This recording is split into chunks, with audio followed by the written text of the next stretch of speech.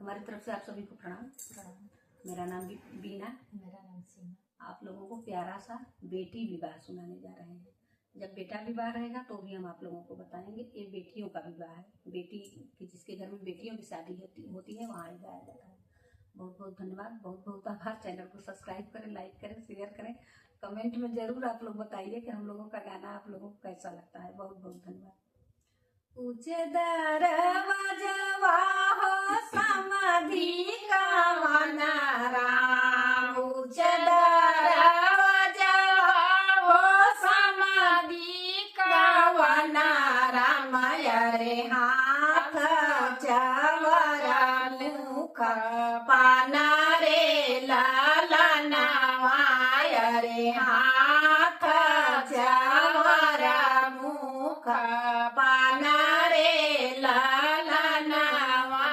बिनती से बोलाना समाधि वो नहीं राम, बिनती से बोलाना समाधि वो नहीं राम, अरे सुनो ना समाधि यार हमार रे लाला नवा, अरे सुना समाधि राजा हमार रे लाला नवा।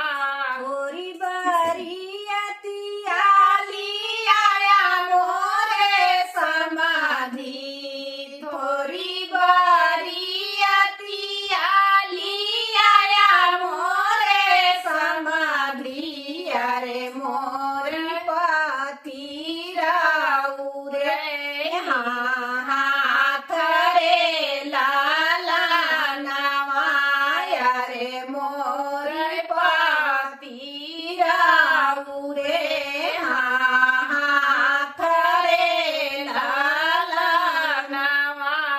तड़पी तड़पी बोलाई समाधि वो नहीं राम, तड़पी तड़पी बोलाई समाधि वो नहीं राम, अरे सुना समाधि बतिया हमार रे लाला नवा, अरे सुना समाधि बतिया हमार रे लाला। ढेर बरियती आली मोरे समाधि, ढेर बरियती आली मोरे समाधि, अरे तोहर